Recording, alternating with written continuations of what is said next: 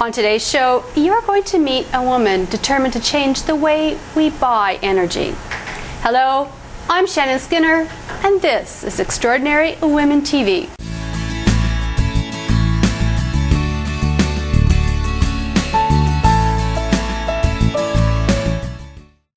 My first guest today is Rebecca MacDonald. She is the Executive Chair of Just Energy Group. She has won numerous awards, including the top woman CEO and Entrepreneur of the Year, including many others. Later in the segment, before we take a break, I'll have my regular Good to Know Minute. When I ask my guests for their top success tip, you're going to hear Rebecca's. In the second half of the show, we're going to be talking about energy of a different kind. So stay with us. Hello, Rebecca MacDonald. How are you? I'm so well. How are you? I'm very well, thank you. It is so nice to have you here. Such a privilege and honor. So I'm grateful that you can come and share some wisdom and inspiration of your journey. You're a very successful businesswoman in Canada. Yes, I am, I guess. And your success started somewhere before you got to the place that you're at. Well, you know what, I always say every big business is a small business, and I had a number of lives in business career before I got where I am. So I ran 2 private companies before this one, and then in '97 we founded this one, and the rest is history.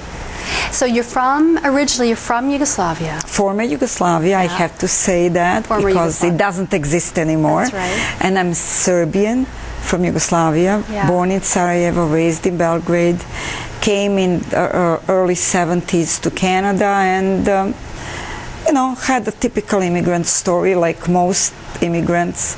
Hard times at the beginning, many mistakes. You learn hopefully from your mistakes, and then you move on.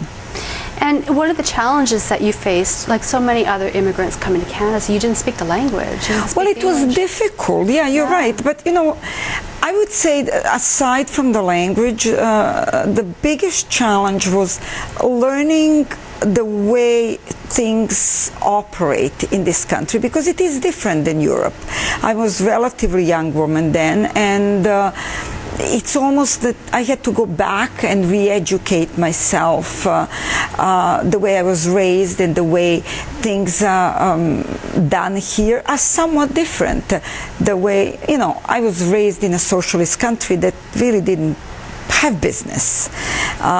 It was socialism, so I had to learn about sales, I had to learn about contracts, I had to learn about contractual law, and there was a lot of things that you had to learn before you opened up the business and tried.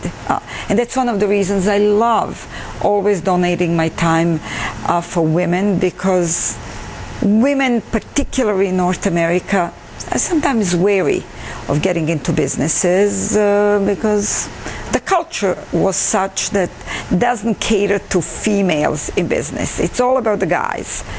Now, before you started Just Energy, then you had a few companies, and somewhere along the line you got married.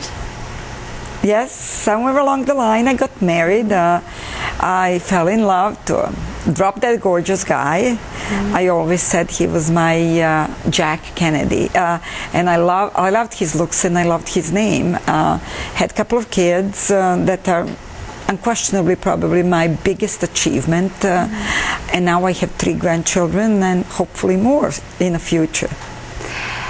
Wow, so you're quite busy. I'm busy. So at some point you started Just Energy. So first, before we talk about how you got the idea, what is Just Energy? Just Energy is a retailer of energy, natural gas and electricity. That's the simplest way I can explain it.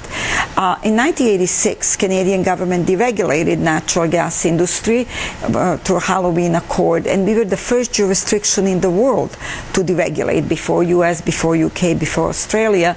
And in some respects, we wrote a book on how to retail energy. Everyone else in the world watched what we did and did certain things differently, maybe better, but we were the first. And I saw the opportunity in 89 with my first company. I was always in the same business and started a business in 89 and sold it in 95, and then started another one in UK in 95, sold it in 97.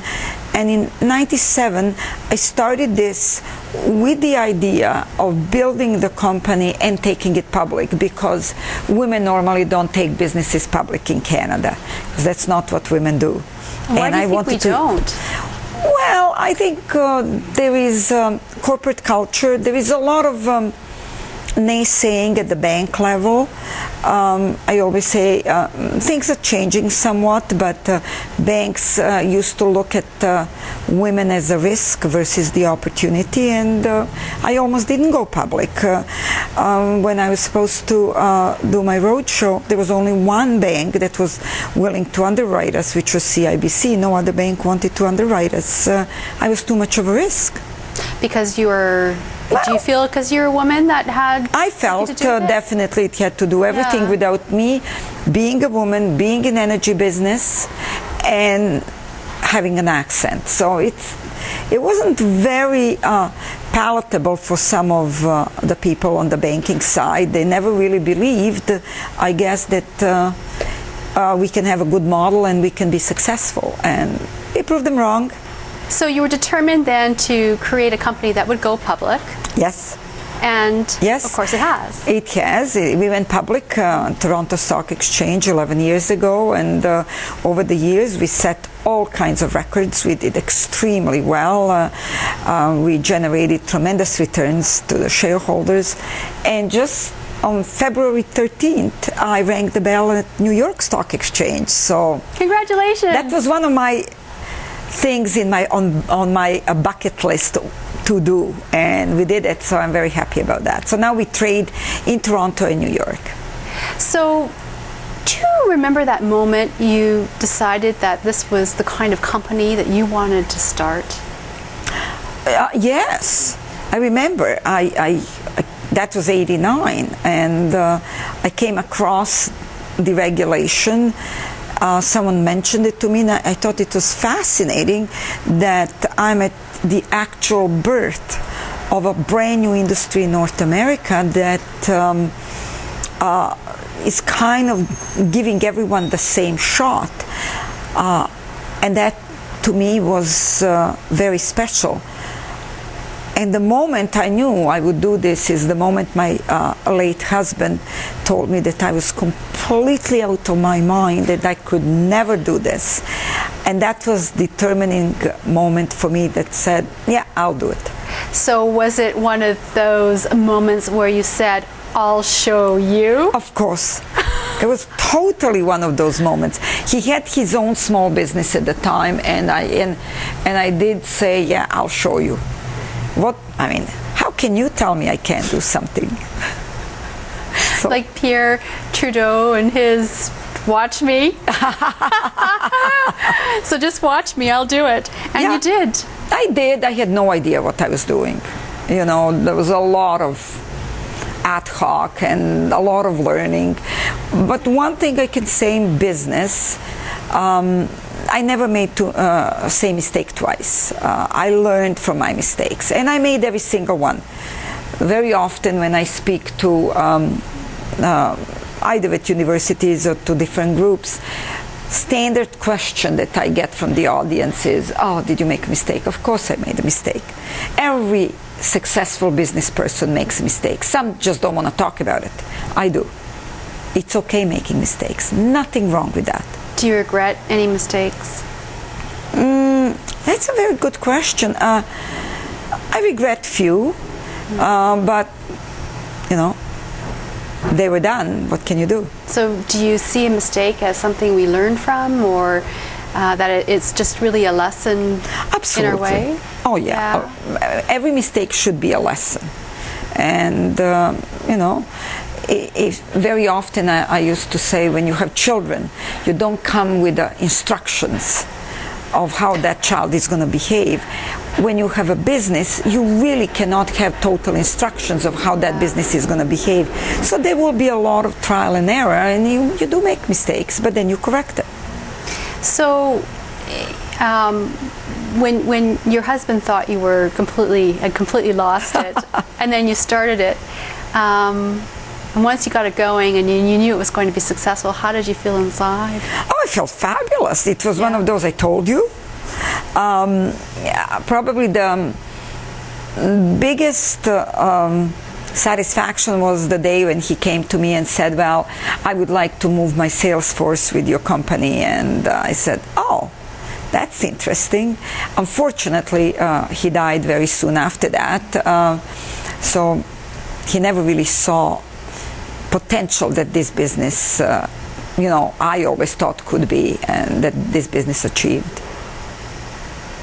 But you can't have it all in life. That's what I decided. And so you had 3 children? No, 2. 2 children and 3 grandchildren, is that right? Yes. I had 2 children and 3 grandchildren, and it's very difficult when you lose a husband. It's much harder when children lose a father. It was very, very traumatic experience for my children, and I made a fundamental decision then never to remarry. I actually decided the wife thing I don't do well. It's not my calling, and if you're trying to be a mother and run a business and be a partner or wife, I couldn't do all of them well. So made a decision, that's it, I am not remarrying again. I'm just going to focus on the children and on the business. And it was the right decision for me. I'm not suggesting it's for everyone, but it is for me. We're going to take a break, Rebecca, and that means it's my Good to Know Minute, and I know that you have a great tip. So jump in there with your success tip. Okay. I would say if you are thinking of going into the business, 2 things you have to do. You have to be in love of what you want to do. You will have to love that business, and then you have to be very focused. What I always say, you have to be laser focused. If you don't love what you do, you will not be successful. You will dread every moment you have to go to work. And if you're not laser focused, you will not achieve the heights that I believe you will achieve when you're laser focused. You could try different things, and you might reach certain level of success in each one of them, but it's never going to be that high as it is when you're totally focused on one thing. Well, that is good to know. Thank you so much. You're very welcome. We're going to take a quick break, and when we come back, more with Rebecca MacDonald, Executive Chair of Just Energy Group. So stay where you are.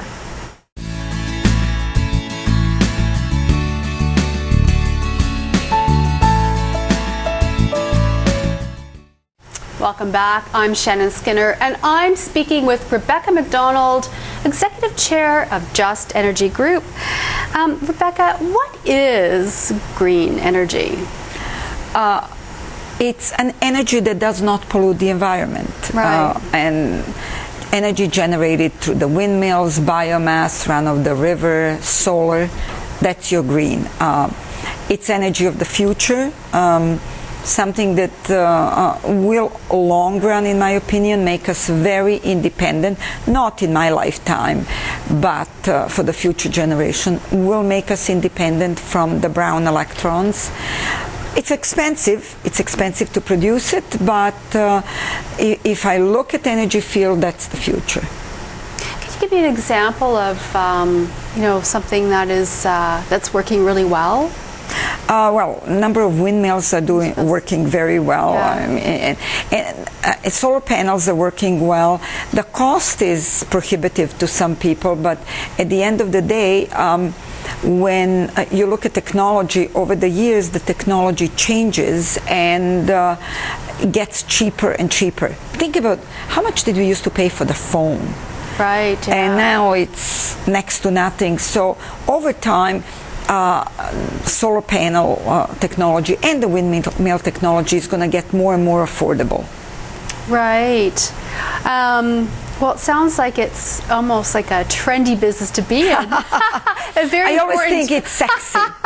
Being green, has a sex appeal to it. Because energy is by and large boring. Well, you know, Rebecca, this has been really an interesting journey that you've had, and I'm sure that, I know that you had some challenges as a businesswoman getting financing off the ground. Were there any other sort of great challenges that you had in getting this business, and even maybe not even just getting it off the ground, but perhaps bringing right up to date? What would have been your greatest challenge?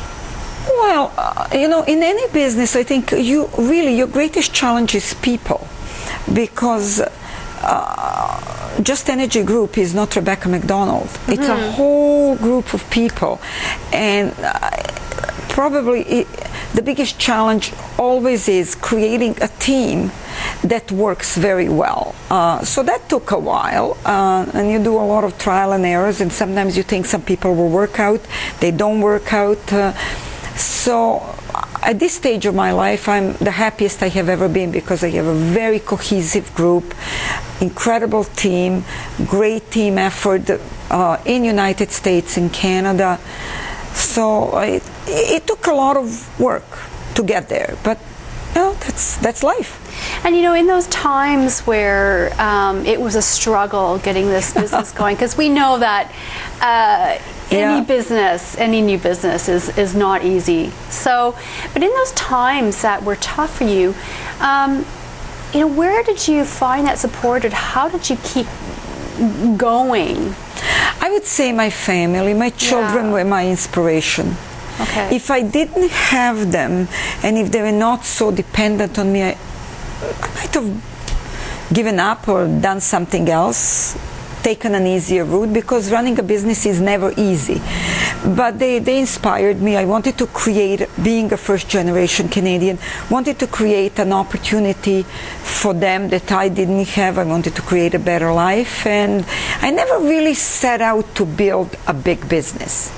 I set out to build a business that will give me independence, and then things just kept rolling, because the business just grew and grew, and the opportunity got bigger and bigger.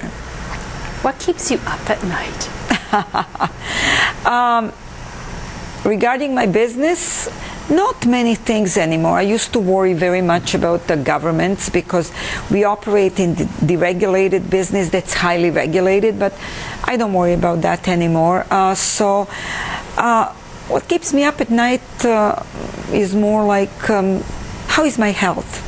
Mm-hmm. Am I going to make next 5 or 10 years? Mm-hmm. That's what I worry more today than ever before.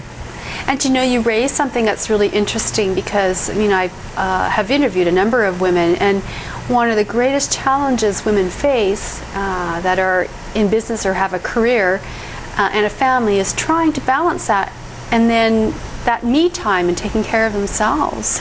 That's hard.